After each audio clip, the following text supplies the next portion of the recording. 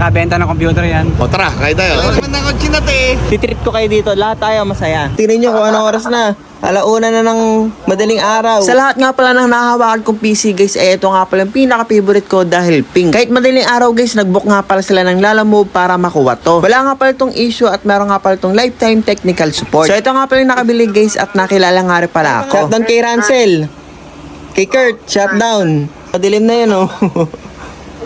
Shutdown sa inyo. Thank you. So habang tinetesting ko na nga pala tong computer guys, di ko alam na nag-book na pala sila ng Lalamove. Sabi ko nga pala bago sila mag-book ay mag-video call muna kami. Dahil meron nga pala silang tiwala sa akin, hindi na nga pala nila chinek yung computer. Syempre guys, di nga pala maglalabas ng may issue. Kung maglalabas man, at least naka-indicate at bawas na rin yung presyo. So yung shipping nga pala papuntang Nabotas, Malalaguna ay 400 pesos. Ginawa ko na nga pala tong 600 pesos para pakonsuelo. Shoutout mo. So shoutout kay Rancel, tsaka kay Kurt, 120 na mag-aalas 2 na nagpapa-shoutout pa kayo.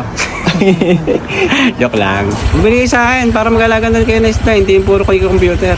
At nakarating nga pala yung Lalamove doon ng alas 3 na madaling araw. So syempre guys, automatic pagkakabenta ng computer, magse-celebrate kami ni Boy Ubo. Nagbuhat nga pala siya ng PC kaya bibigyan natin siya ng reward. So syempre guys, isasama ko nga pala dito si Noknok Paputok. Tara, let's go. So this oras na nga pala ito ng gabi at wala na nga pala masyadong bukas na tindahan. So yung kinakainan nga pala namin ni Boy Ubo, sarado na ng ganitong oras kaya dito nila kami sa McDo. Paldo yan ha, paldo.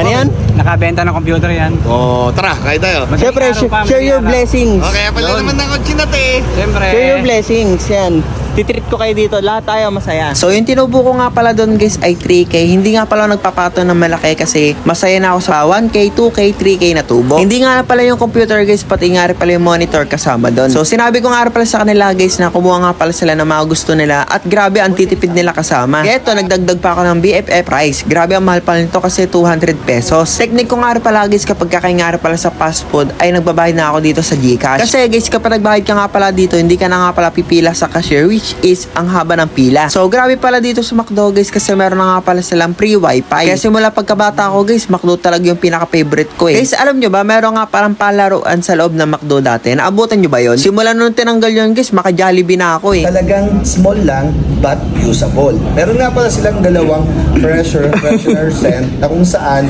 makikita mo dito Grabe si Noknok guys, kahit madilim na, nag-grind pa rin. Nag-voice over ba naman dito sa McDo? ay classic ang datingan. Tingnan nyo naman ang itsura niyan mga kapatsak. So anyway guys, nag-try nga rin pala kami ng life hack dito sa McDo pero mas maganda pa rin yung life hack sa Jollibee. Wala kasing mix and match dito guys kaya ayan, nag-invento na lang ako. Pero lately guys, parang na-appreciate ko nga pala yung chicken na McDo kasi ang laki. So yun, sumubo nga lang pala ako ng isa tapos kumuha nga pala ako ng tubig para sa amin. So pagkakain nga rin pala namin dito guys ay pupunta nga rin pala kami sa mga coffee shop. Salamat, Ens. Syempre guys, kapag nagsama-sama nga pala kami, meron nga pala kami after event ba. So dito kami mag-uusap-usap, magkiketchup-ketchup, kung ano yung mga plano namin, kung ano yung nangyayari sa amin. Dito na nga rin pala kami inumaga kasi ang ganda nga rin pala ng usapan namin.